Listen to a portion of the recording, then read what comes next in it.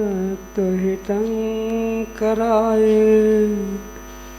वीराय भव्याम्बुजभास्कराय अनन्तलोकाय सुरार्चिताय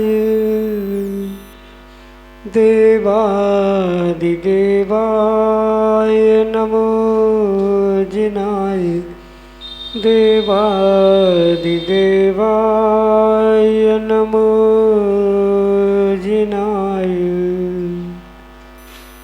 पंच परमेष्टि भगवानी की परम पूज्य आचार्य भगवंत गुरुवर विशुद्ध सागर जी मुनि महाराज की परम पूज्य मुनि श्री सुप्रभ सागर जी महाराज जी की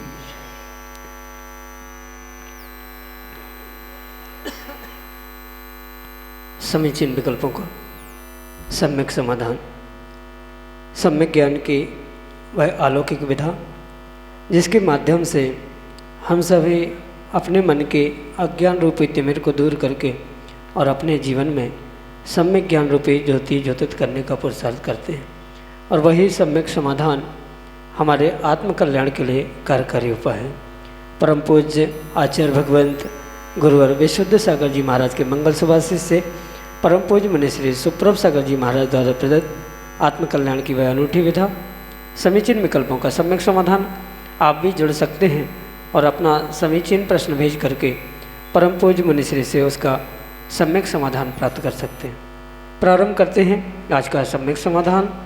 और आज के पहले विकल्प के लिए डॉक्टर मगन जैन, श्रीमती चंदा जैन, आष्टा मध्य प्रदेश से महाराज जी के चरणों में बारंबार नमोस्तु निवेदित करते हुए अपना समीचीन प्रश्न कराएं कि महाराज जी अनंत सुख क्या होता है एवं जीव अनंत सुख का अनुभव कब करता है। हमारे समीचीन विकल्प का सम्यक समाधान करने की अनुकंपा करें। नमोस्तु महाराज जी, नमोस्तु। ओम नमः सिद्धम। परम पूज्य आचार्य भगवान गुरुवर विशुद्ध सागर जी महाराज की, परम पूज्य मुनि श्री सुप्रभ सागर जी महाराज जी की, श्री प्रणव सागर जी महाराज की जय। जिस सुख का अंत नहीं होता ऐसे उस सुख को अनंत सुख कहा जाता है।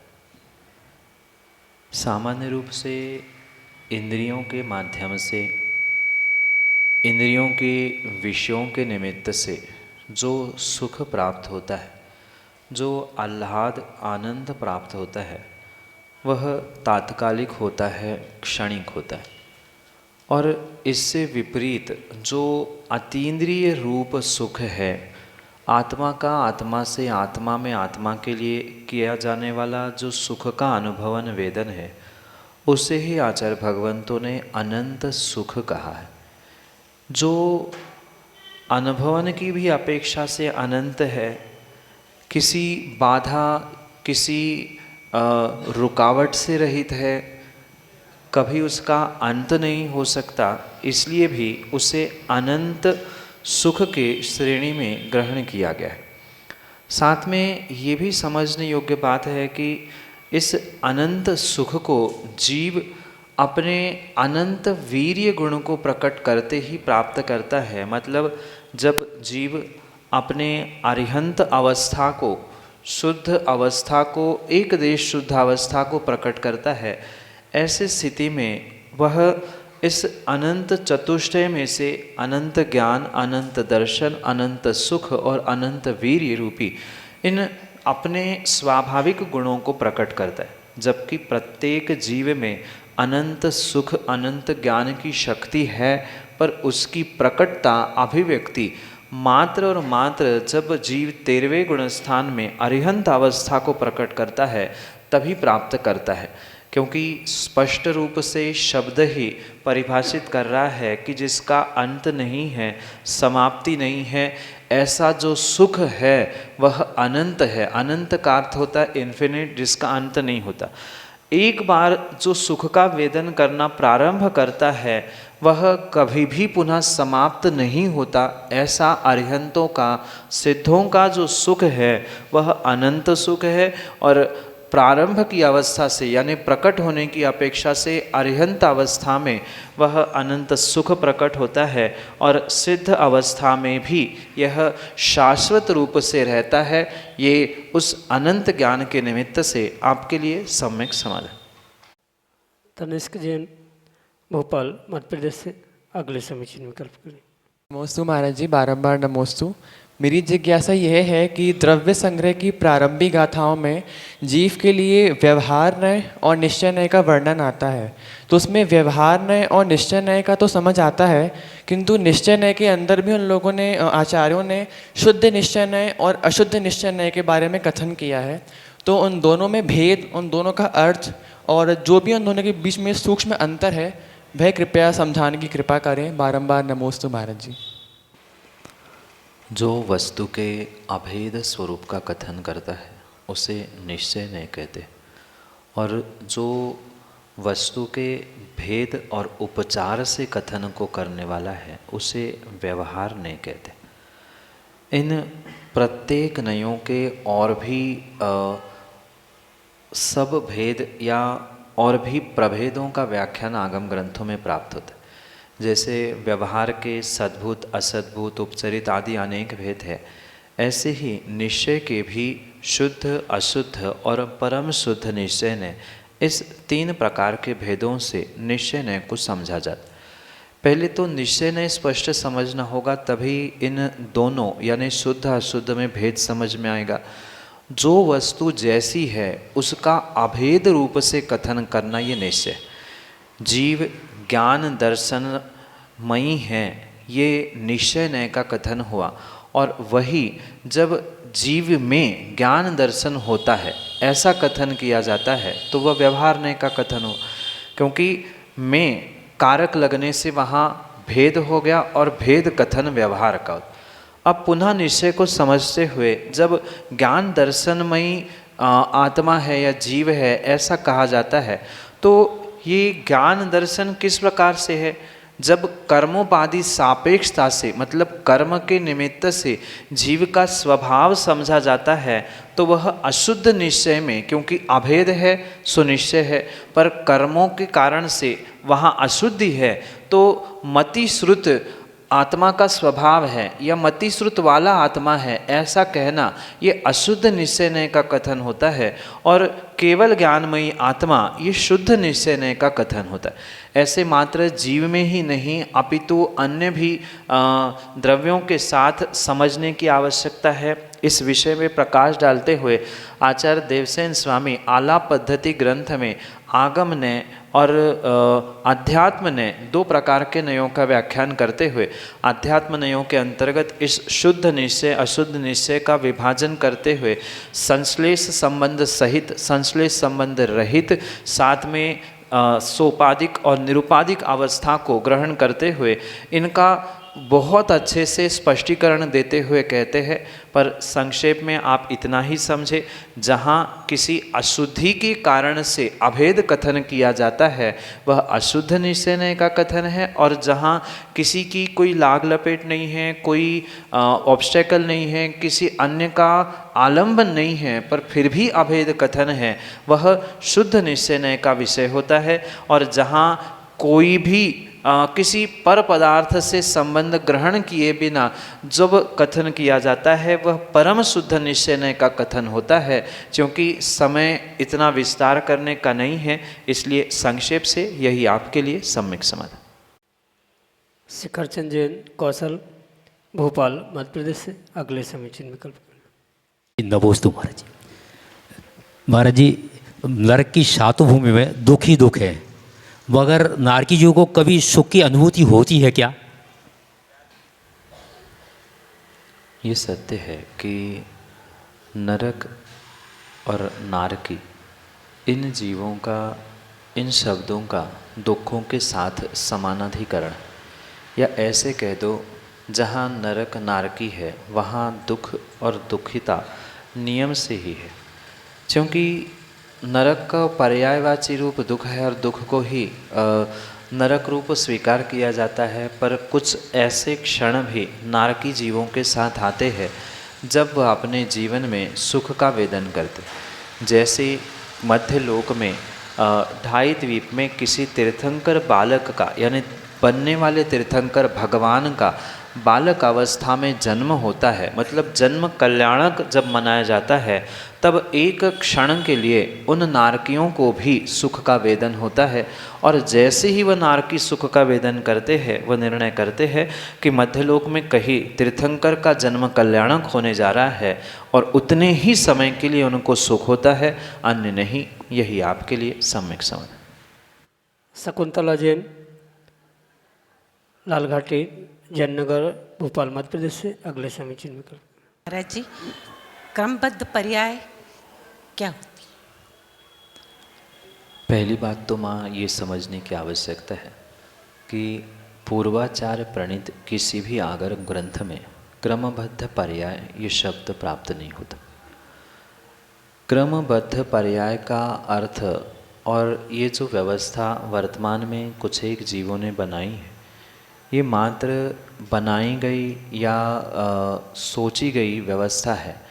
क्योंकि अगर प्रत्येक पर्याय बंधी है तो फिर जीव की, द्रव्य की जो स्वतंत्रता है वह नष्ट हो जाए। इसलिए पहली बात तो यह स्पष्ट समझे कि आगम में कहीं भी पर्याय के लिए क्रमबद्ध नाम का विशेषण कहा ही नहीं। पर्याय क्रमवर्ती होती है, क्रम भावी होती है, क्रम नियत होती है, पर क्रम कभी भी किसी से बंधा नहीं। बद्ध का अर्थ स्पष्ट रूप से बंधना है। जब एक पर्याय दूसरे पर्याय से बंधी है या कोई पर्याय किसी द्रव्य से बंधी है, तो फिर उन पर्यायों की, द्रव्यों की जो वस्तु व्यवस्था रूप स्वतंत्रता है वही नष्ट हो जाएगी। तो पर्याय का होना या द्रव्य का होना ये कतई संभव हो नहीं सकता। इसलिए पहले जब तक ये श्रद्धान नहीं कर पाएंगे तब तक इस विषय का स्पष्टीकरण होना संभव नहीं। पर्याय क्रम नियत होती है, मतलब एक के बाद एक कोई ना कोई पर्याय होगी, इसकी नियतता है। पर किसके बाद कौन सी पर्याय होगी इसका किसी भी प्रकार से कोई भी बंधन प्राप्त नहीं है। अगर हम केवल ज्ञान के संबंध में भी बंधन मान लेंगे तो केवली के ज्ञान को हमारी पर्यायों से बंधा मानना पड़ेगा, या हमारी पर्यायों को उनके ज्ञान से बंधा मानना पड़ेगा।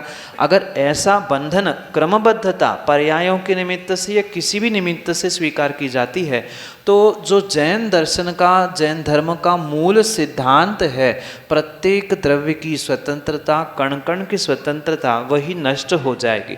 इसलिए पहला श्रद्धान ये करे कि पर्याय के निमित्त से कहीं भी आगम परिणीत यानी आचार्य प्रणीत आगम ग्रंथों में कहीं भी क्रमबद्ध ये पर्याय के लिए विशेषण प्राप्त नहीं होता।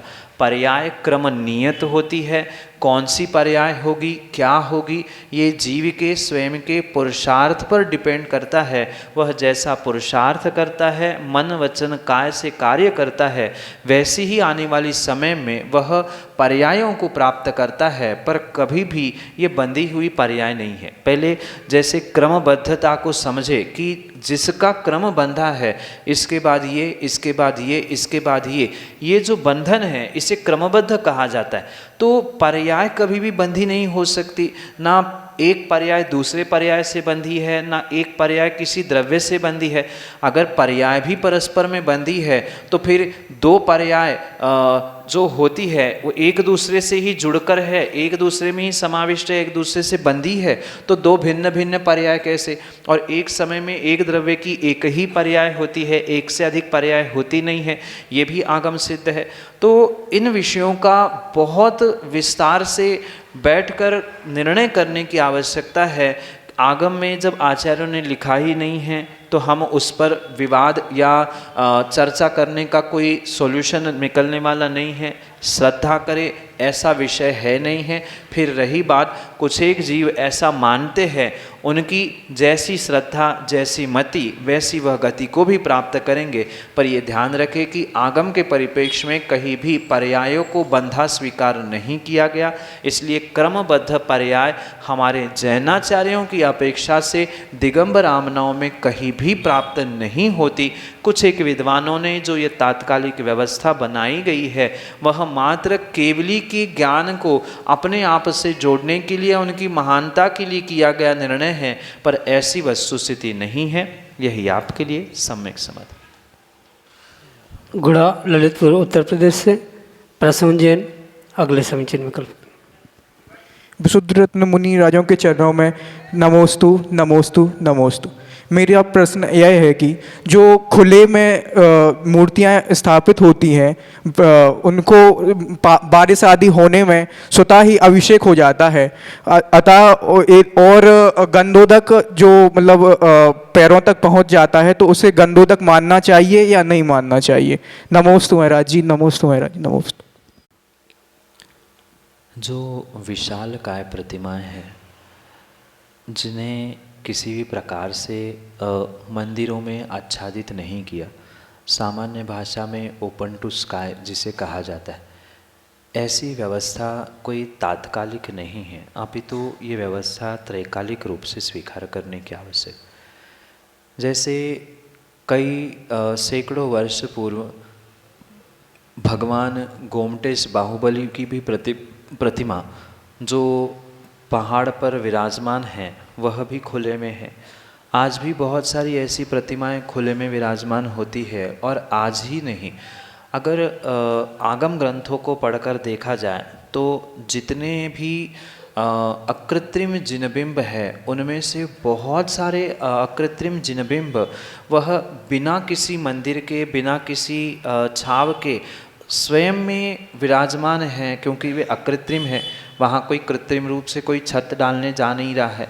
वहाँ भी और यहाँ भी जो ऐसे विशालकाय सुंदर बड़े बड़े प्रतिमाओं को, भगवानों को विराजमान किया जाता है, ये आगम सम्मत होने के साथ साथ ये भी ध्यान रखने की आवश्यकता है उनमें जो किसी प्रकार से बारिश के पानी से या अन्य किसी प्रकार के पानी से अगर भगवान पर पानी गिरते हुए बह रहा है तो स्वाभाविक रूप से, क्योंकि भगवान की प्रतिमा को स्पर्श करते हुए ही वह जमीन पर पहुंच रहा है, तो उसे गंधोदक के रूप में ही पवित्र स्वीकार करने की आवश्यकता है। जैसे कि कर्णानियों के विषय को मैं कह रहा था, जो गंगा हमारे आगम ग्रंथों में महान पवित्र मानी गई है, उसके पीछे का कारण यही है।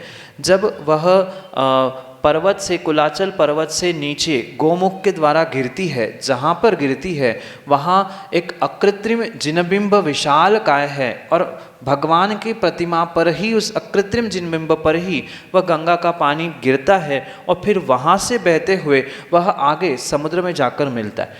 जब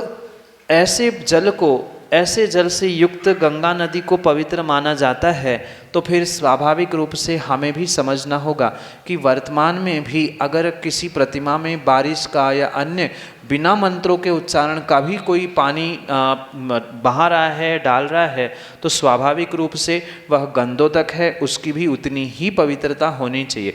पर जो गंगा नदी आज हमें देखने में आ रही, वो गंगा नदी नहीं, वो तो बहुत बड़ी गंगा नदी है जिस तक अभी वर्तमान में पहुंचना संभव नहीं है। ये आगम प्रमाणों से समझने की आवश्यकता है। जब वह इतनी विशालकाय महानदी पवित्र होती है तीर्थंकर भगवान या अकृत्रिम जिनबिंबों के ऊपर गिरने से, तो बारिश का भी पानी अगर बहते हुए पैरों में आ रहा है या जमीन पर आ रहा है भगवान की प्रतिमा से स्पर्शित होते हुए, तो वो भी हमें गंधोदक के रूप में ही पूज्य पवित्र स्वीकार करना होगा। कम से कम ऐसे समय पर जहाँ बहा हुआ पानी आ रहा है, ऐसे समय पर भगवान के बिल्कुल समीप जाने का प्रयास ना किया जाए, दूर से ही भगवान के दर्शन किए जाए, क्योंकि जो सूर्य मंत्र देते हुए संस्कारों के माध्यम से पाषाण को परमात्मा बनाया जाता है, ऐसे पाषाण से परमात्मा बनाई गई उन प्रतिमाओं को, उन मूर्तियों को पूर्ण रूप से जब हम पूज्य मानते हैं तो भले ही बिना इच्छा के, बिना मंत्रों के जो भी जल उस पर ढुरा जा रहा है या पहुंच रहा है वह अपने आप गंधोदक बन रहा है। मंत्रों की ऊर्जा, प्रतिमा की ऊर्जा उस जल में अवश्य ही पहुंची है। इसलिए उस जल को भी, बारिश के पानी को भी पूर्ण रूप से गंधोदक के रूप में ही स्वीकार किया जाए। उसकी पवित्रता, उसकी पूज्यता सामान्य गंधोदक के समान ही स्वीकार करने की आवश्यकता है। यही आपके लिए सम्यक समझ। रेणु जैन, भोपाल, मध्य प्रदेश से अगले समीचीन विकल्प।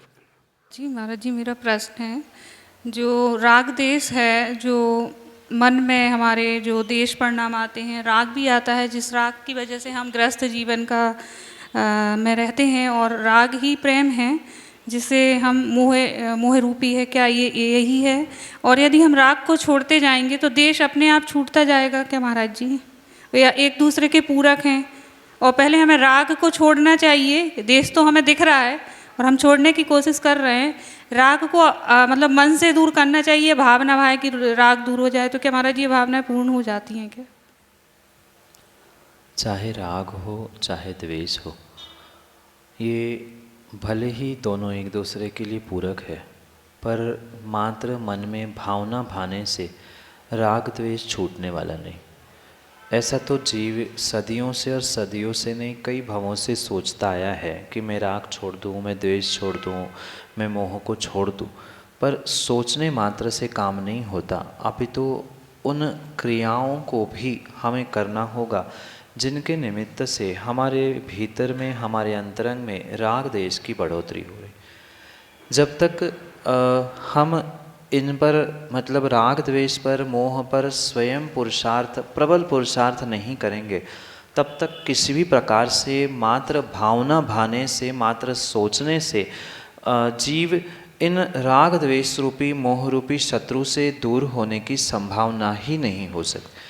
इसलिए ध्यान रखें कि चाहे राग हो चाहे द्वेष हो, दोनों में से हमें क्या पकड़ में आ रहा है, मतलब जो समझ में आ रहा है, सबसे पहले पुरुषार्थ हमें उस पर ही करने की आवश्यकता है।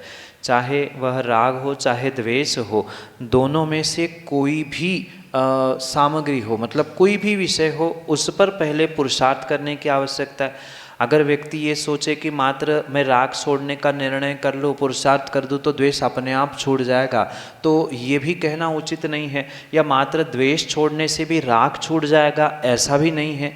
जबकि ये दोनों एक दूसरे के लिए बिल्कुल पूरक है, इसमें किसी प्रकार से कोई विकल्प, कोई शंका नहीं है।